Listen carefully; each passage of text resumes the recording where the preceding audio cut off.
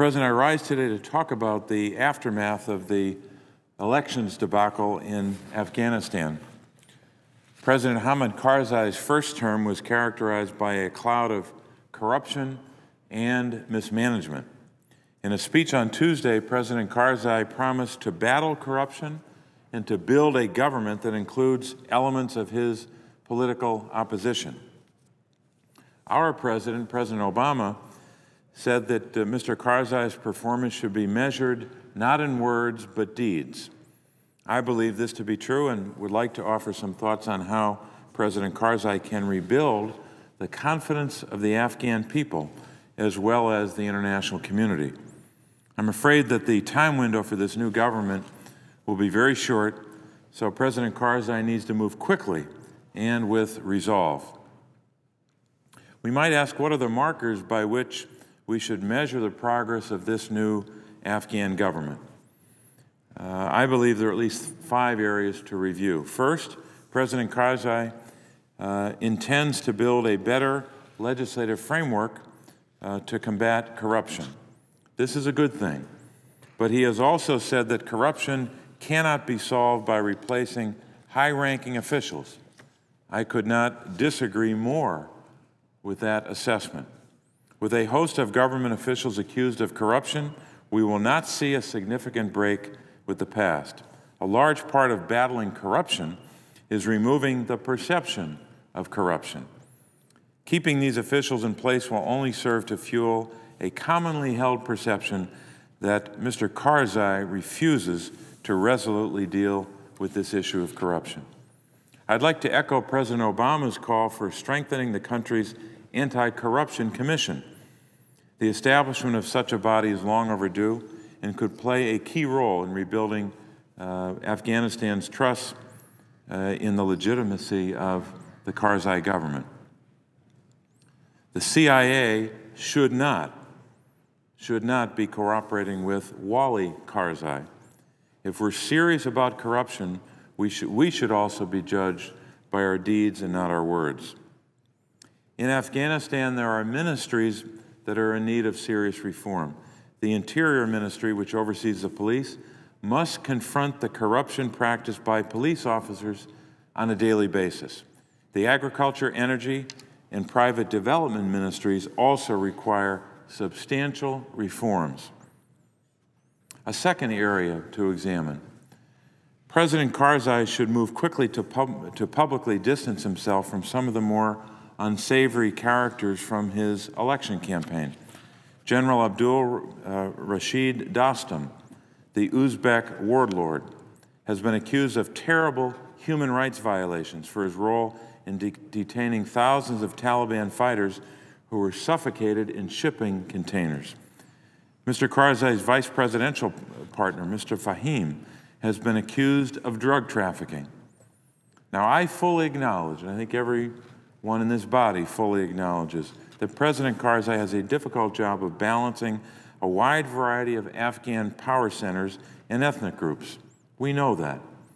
But building on a foundation for his country, or building a foundation for his country, I should say, on such dubious grounds not only calls into question his judgment, but seriously endangers the prospects for sustainable reform. Third, Karzai should keep in place those who have competently fulfilled their responsibilities. Most noteworthy, perhaps, is the governor of Helmand Province, Governor Mangal, who continues to struggle on the front lines against the Taliban. I had the opportunity in August of this past August, I should say, to meet Governor Mangal and to spend some time with him. He's very brave and he's very competent. And I think President Karzai should understand that the American people expect governors like that to be strengthened and not undermined. Mr. Karzai should empower provincial governors and local leaders who have proven ability to lead.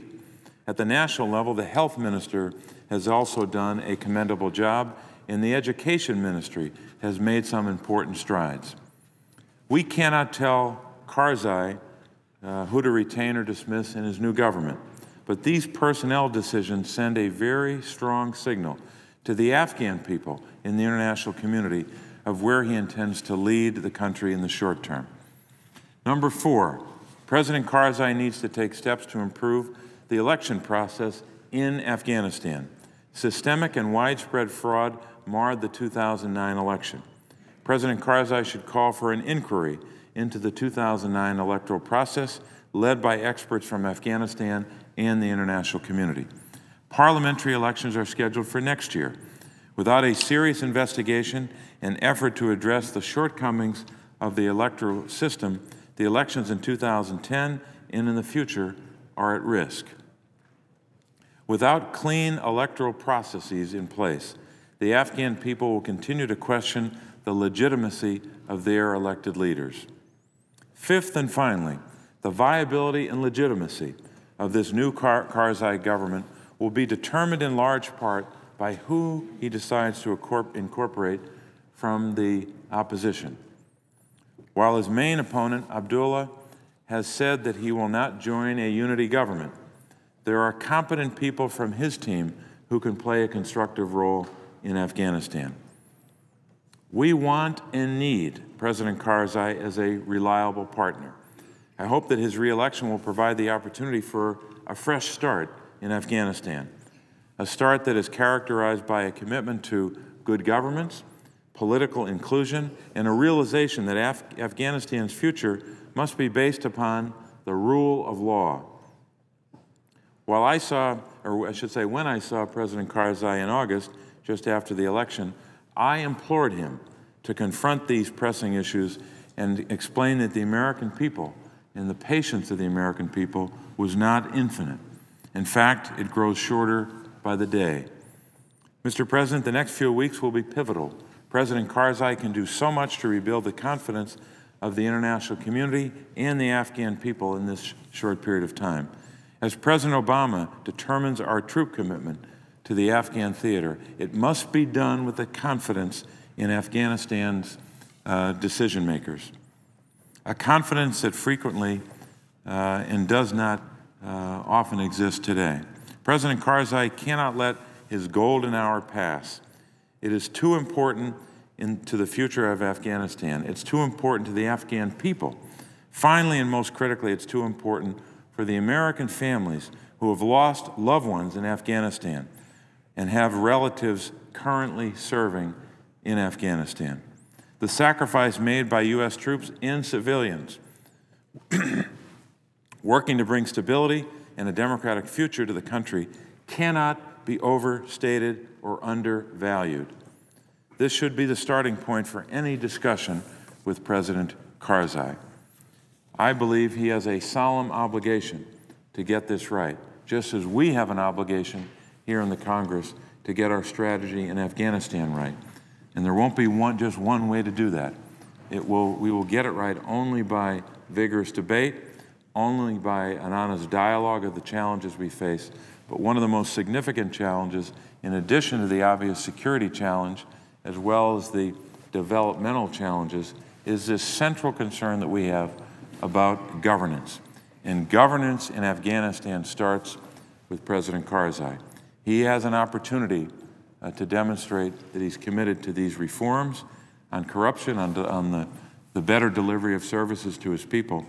But he has not done very well on a lot of those measures in the recent past.